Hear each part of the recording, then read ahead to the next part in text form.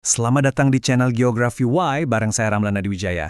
Nah, hari ini kita bakal ngebahas sesuatu yang luar biasa menarik. Kita akan lihat gimana sih umat muslim di berbagai penjuru dunia ngejalanin puasa Ramadan dengan durasi yang panjang banget. Coba deh, kalian bayangin sejenak. Sahur jam 2 pagi, terus baru bisa buka puasa pas jam 10 malam. Ini bukan cuma skenario iseng loh, ini beneran kenyataan buat jutaan muslim yang tinggal di belahan bumi utara.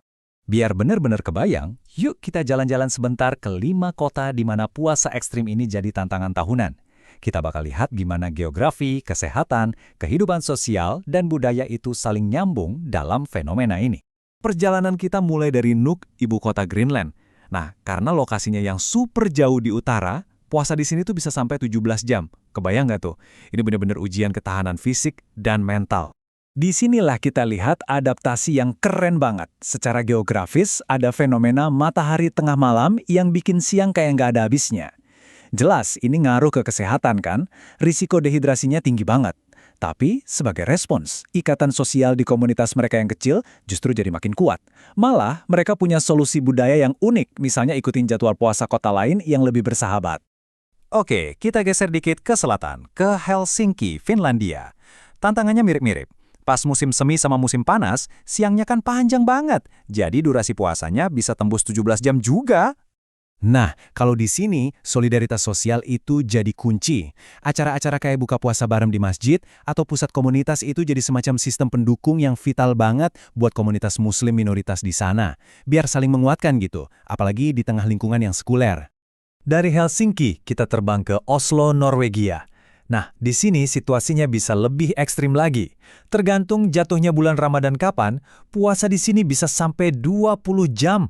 Gila ya? Ini karena pas musim panas, malamnya itu singkat banget.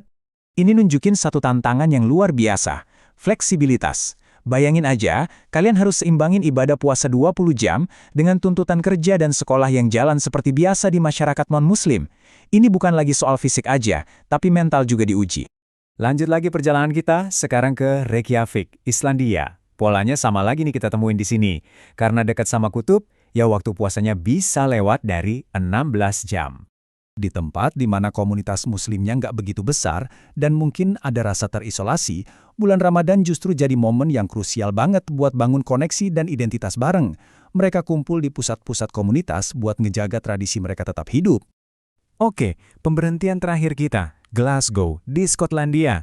Di sini, komunitas muslimnya udah cukup besar dan mapan. Mereka juga puasa lebih dari 16 jam, tapi dinamikanya agak beda. Kalau di Glasgow, kita bisa lihat gimana komunitas yang lebih besar itu bisa mengubah tantangan jadi peluang.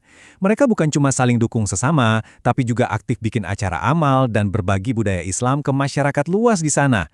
Keren banget! Oke, kita udah lihat apa dan di mananya. Sekarang pertanyaannya, kenapa bisa begini? Apa sih penjelasan ilmiah di baliknya? Jawabannya sebenarnya simpel. Semuanya itu kembali ke satu prinsip dasar geografi, posisi lintang. Inilah faktor utama, biang keroknya, yang nentuin panjang pendeknya siang dan malam di suatu tempat. Cara kerjanya gini deh biar gampang. Semakin jauh kita gerak dari garis khatulistiwa ke arah kutub, mau utara atau selatan, variasinya makin ekstrim. Di khatulistiwa, kayak di Indonesia, durasi siangnya stabil sekitar 12 jam. Tapi coba deh ke kutub, siangnya itu bisa berbulan-bulan. Nah, inilah yang bikin waktu antara subuh dan maghrib jadi melar banget. Tapi geografi itu kan cuma setengah cerita. Respon manusianya terhadap tantangan ini, nah itu yang nggak kalah bikin takjub. Kelihatan ada pola adaptasi yang jelas banget. Semua berawal dari tantangan geografis ya kan? Siang yang panjang tadi, ini kemudian memicu respons tubuh buat jaga kesehatan, lalu mendorong adanya dukungan sosial biar saling menguatkan, dan akhirnya membentuk penyesuaian budaya untuk mempertahankan identitas mereka. Jadi semuanya saling terkait. Jadi, setelah jalan-jalan kita tadi, apa sih poin-poin penting yang perlu kita bawa pulang dari pembahasan ini? Jadi intinya, yang kita lihat ini adalah sebuah interaksi yang luar biasa antara 4 hal.